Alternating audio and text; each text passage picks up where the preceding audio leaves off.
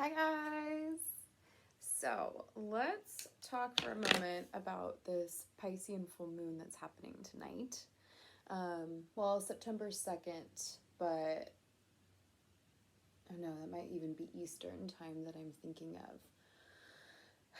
It's happening sometime tonight, tomorrow. And really honestly, the full moon phase and the new moon phase is very potent for like a 3 to 5 day, even up to a full week period. So it's okay that I don't exactly know when the full moon is happening, because I just know that it is happening.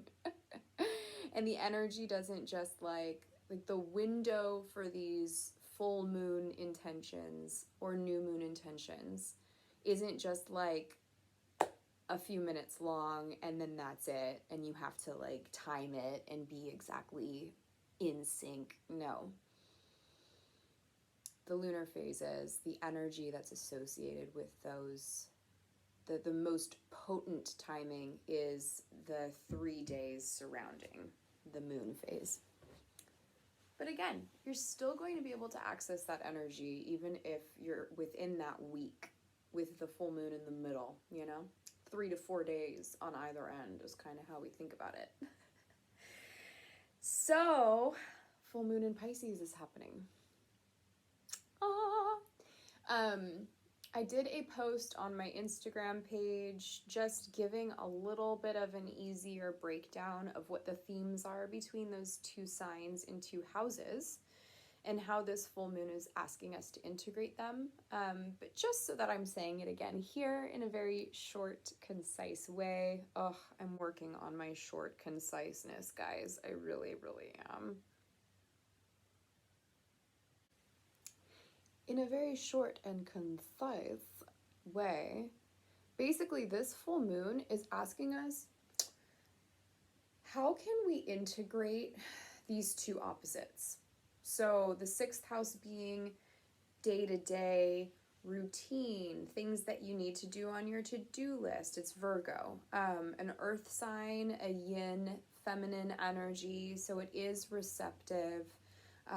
It's more passive of an energy, so this full moon, you're not going to necessarily take on super active or yang tendencies, because it's a Virgo Pisces full moon, and Pisces is also a very feminine yin sign, and water and earth, they go together in some systems. Short and concise, Vanessa. Short and concise. Jeez. Okay, getting back to the main topic here. So we have Virgo, the 6th house, which is daily routine, daily commitment to service to others, daily commitment to self through routine, and especially in the contexts of religion and faith and health and wellness. So it's a very, Virgo in general, being an earth sign, it's a very 3D reality, linear structure type of element. All earth elements are very linear 3D, like, what is this that I'm going to then create? How do I make it happen through daily progress? And how do I see that goal becoming tangible into the world, into a 3D physical level? Okay. So we have that 6th house theme of structure around just like literally, what does your everyday look like? How do you feed yourself? How do you exercise? How do you commit to yourself and others? How do you commit to your faith? Commitment is a key word here. Then we have Pisces on the other end. And Pisces is the 12th house. It's the final house of the zodiac. And so if we're following the zodiac as a timeline, which you can look at it that way, then Pisces is the old crone, sage, spiritual leader, mentor, elder. The old wise one who has been through the whole cycle of life, has learned all of the lessons, which all of the other houses represent as well, by the way. So Pisces Pisces sees things from all perspective. Pisces can get lost in the big picture. Pisces doesn't work with detail like the sixth house or like Virgo does, where Virgo can get super like, a shadow side of Virgo is OCD-ness or like meticulous, like, oh, this detail, this detail, this detail. Like they can get a little bit more tunnel vision. Whereas Pisces is the opposite in shadow and leaves. When I say in shadow, what that means is the shadow side of the sign, right? There's the light side, like the higher self, and then there's the shadow side, like the ego, the things that we're kind of working through as human beings. So the shadow side of Pisces is space cadet, not on the earth, totally like the psychic realm, the very spiritual, not necessarily religious. There isn't as much of a structure here because water can take on any shape, any container. Water flows, whereas the earth is more fixed, it's more solid. So Pisces is like so creative, so mind expanding, that the arts are super important, creativity. Another shadow side of Pisceans can be escapism through drugs, through alcohol, through sex, through food. Anything that can assist a Piscean being able to space out or leave or disconnect. Yeah, you know, we don't quite want to go there. So this full moon is asking us, what have my habits been? What has my day-to-day actually looked like for, well, a while now? And does it have any connection with how grounded I feel, how connected I feel to myself, to others, to my faith? How creative do I feel? Or do I feel like I'm literally in like survival and so I can't be creative right now? So this full moon is asking us to blend the super ethereal, spiritual, creative Pisces and to focus it and bring that connectedness into the Virgo everyday actual 3D reality. Also, are there any habits that you have, or even people or places in your life that when you're in with these people or you're in these environments, it makes you want to kind of leave or space out? This full moon is going to help you to see what you can release so that you're not always in that, or not ever in the tendency of escapism, but rather let's hone that expansive, all-encompassing knowing, view, clairvoyance, clairaudience, claircognizance, clairsentience. How can we ground it into a routine? That's for my Piscean side people, that we need to like bring in some of the Virgo-ness. Okay, for my Virgos out there that are like, pew, how can you put your daily routine away for a little bit, get outside, get out in nature, get into a meditative state, and ground and sit and ask yourself, okay, how can my daily routine help bring in, like, how can I bring in a sense of creativity, spirituality, empathy? How can I kind of put my to-do list to the side for a moment and look at the big picture? Am I feeling filled up with what I'm doing every day? Or am I doing these things because, well, this is just what I've always done, and this is what society expects of me, and this is just how I've always done it, and until like you've lost sight of what your life even is. How can you get more creative? How can you open up your mind? How can you get out of your rut? Maybe bring in some freshness, because routine is still real important here. This full moon is asking for us to bring these two elements together. So you need to do your own self-inquiry, self-reflection, and see, where am I more prone to? Am I like, but this is my routine? Or, no routine, I want to be free and floaty. And how can we bring them together?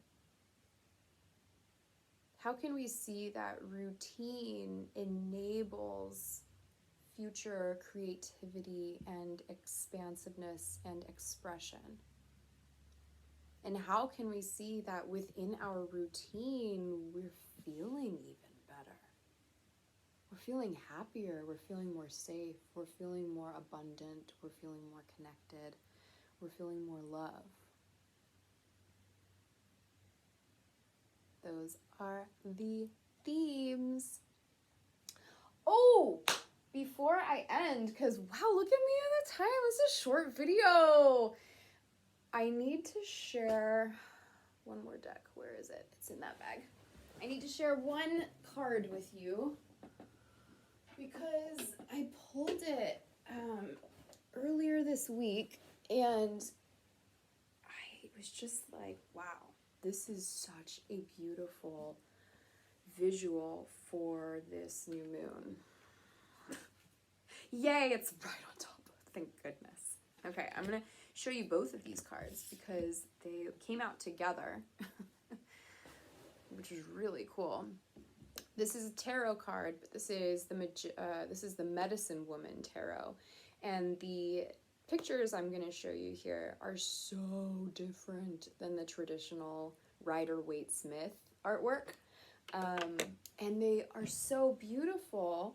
So these are the two cards that I wanted to show you that kind of give you a visual for the theme of this full moon in Pisces, full corn moon, because we are in the season of harvest, right? So, and I know I'm showing you this beautiful card too, but I'm going to come back to it. This is the card for the vibes of this full moon. What's even more cool is that this is the Six of Stones, which is a variation of the Six of Pentacles. And the Six of Pentacles is literally a card that is ruled by Virgo. It has very strong Virgo associations. Giving and receiving, balance, day-to-day, service, okay? So looking at this picture, you can see that she has quite the bounty and quite a harvest. So, well, I mean, she's got a bounty and a harvest with her. She has corn there, some kind of like bowl or basket that has things in it, I'd imagine, and a satchel. And she is scattering what I imagine to be the corn kernels into the stream. And she's allowing them to get carried back by the stream into nature. I love it. So what is it that you have an abundance of that you can give in this full moon as an act of service to others, but that also frees up space for you? And this thing or these things that you give back out, not only is that service, but it's so humanitarian and so warm-hearted. And those are definitely Piscean themes. That huge heart and depth of wisdom.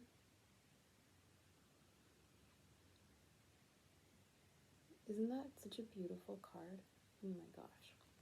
So she's scattering the seeds into the water. These corn kernels from the earth, Virgo, into the water, Pisces. This card is the Fool. And although it does, it's an Aries card, I just love that she is also scattering seeds, right? It's abundance time of the year, everybody. Like, well, here in the northern hemisphere, we're entering into fall. It's harvest. So what are the things that you planted 6 months ago at the spring equinox, which is this card? And how has it come to fruition now? What are you currently harvesting that you can look back to 6 months ago and realize, oh, that's, wow, this is from that. So not only is she scattering the seeds, and it looks like she's dropping them into the water also, but you can actually see there's a little bit of a bullseye there, a target on the earth. And I think that that's where she's throwing the seeds. It's back into the earth. So in which ways can you take this harvest time of year? If you're in the southern hemisphere and it is September and you're moving into springtime right now, what seeds do you want to plant? Because you're still going to be dealing with these exact same themes of Pisces and Virgo, okay? But yeah, so anyway, I just needed to share those cards. I think that they speak for themselves, even though I gave a lot of accompanying. Oh my god, I should just stop talking. Those are the themes for the next few days.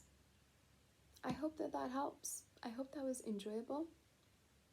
And I hope to see you in another video soon.